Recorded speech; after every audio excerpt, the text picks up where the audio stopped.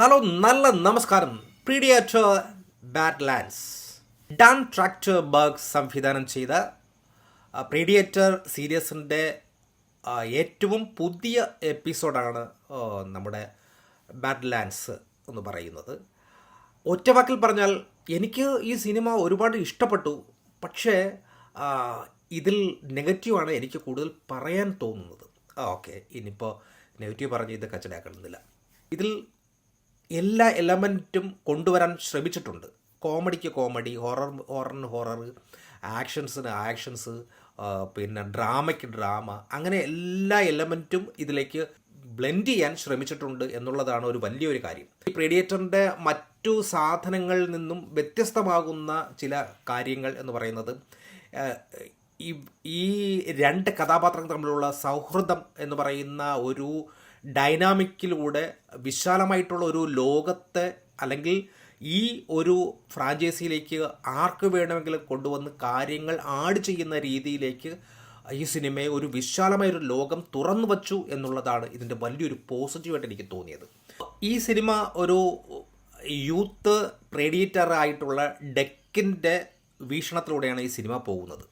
അദ്ദേഹം സ്വന്തം വംശത്തിൽ അംഗീകരിക്കപ്പെടാതെ ഭീരുവാണ് എന്ന് എല്ലാവരും മുദ്ര കുത്തുന്ന വളരെ ദുർബലനായിട്ടുള്ള ഒരു പ്രീഡിയേറ്റർ ആണ് എന്നുള്ള ഒരു ഡെക്കിൻ്റെ ആ ഒരു ഈഗോ ആയിരിക്കാം ഒരുപക്ഷെ അദ്ദേഹത്തിൻ്റെ കഴിവ് തെളിയിക്കാൻ വേണ്ടിയുള്ള ഒരു ശ്രമം നടത്തുകയാണ്. വളരെയധികം അപകടകാരിയായിട്ടുള്ള വളരെ കാലിസ്ക് എന്ന് പറയുന്നത് വളരെ ശക്തിമാനായിട്ടുള്ള ഒരാളാണ്. അയാളെ വേട്ടയാടാൻ വേണ്ടി മറ്റൊരു ഗ്രഹത്തിൽ ജന്ന എന്ന് പറയുന്ന മാരകമായിട്ടുള്ള ആ ഗ്രഹത്തിലേക്ക് കടന്നു ചെല്ലുകയും കാലിസ്കുമായിട്ട് യുദ്ധം ചെയ്യാൻ അല്ലെങ്കിൽ അദ്ദേഹത്തെ കീഴ്പ്പെടുത്താൻ അല്ലെങ്കിൽ അദ്ദേഹത്തെ വേട്ടയാടാൻ ഒരു ശ്രമം നടത്തുകയാണ്.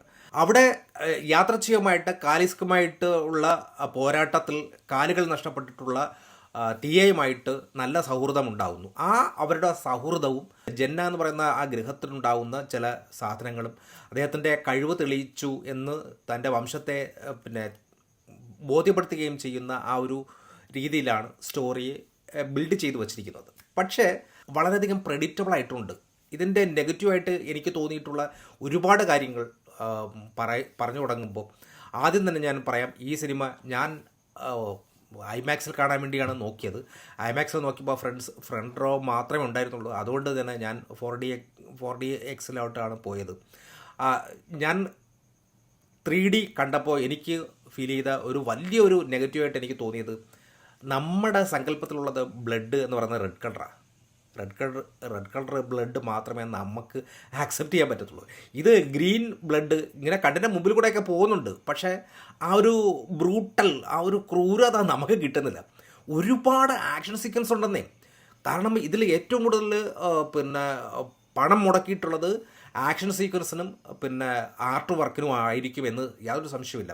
ഏകദേശം $100 മില്യൺ ഇതിനു വേണ്ടി സ്പെൻഡ് ചെയ്തിരിക്കുന്നത്. പക്ഷേ ഉള്ളതെന്ന് വെച്ചാൽ PG-13 ആയതുകൊണ്ട് തന്നെ നമുക്ക് ആ ഒരു റെഡ് കിട്ടുന്നില്ല.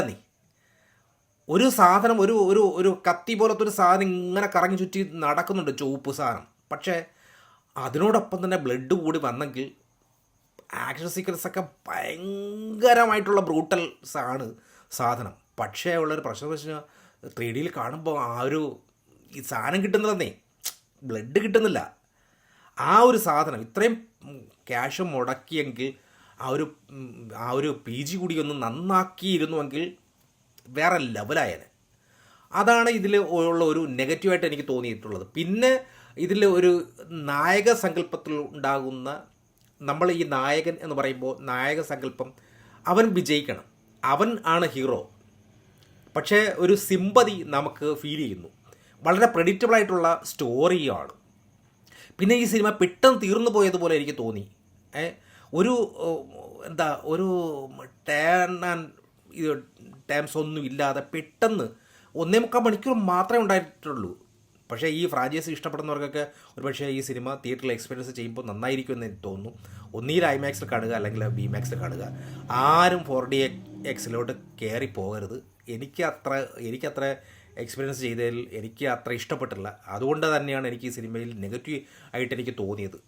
ഇനി എപ്പോഴെങ്കിലും സമയം കിട്ടുമ്പോൾ ചൊവ്വാഴ്ച എപ്പോഴെങ്കിലും പോയി ഒന്ന് പോയി ഒന്നുകൂടി നോർമലായിട്ടുള്ള തിയേറ്ററിൽ പോയി കാണണം. സൗണ്ട് കിടിലമാണ്. കുറേ നല്ല കിടിലം ഷോട്ടുകളുണ്ടായിരുന്നു. കുറേ ആർട്ട് വർക്കും നല്ല ഗംഭീരമായിട്ട് തന്നെ ചെയ്തിട്ടുണ്ട്.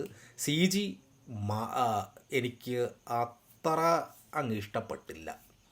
പിന്നെ ഇവർ തമ്മിലുള്ള കെമിസ്ട്രി കിടിലം, ഒരുപാട് കോമഡി ഉണ്ട്.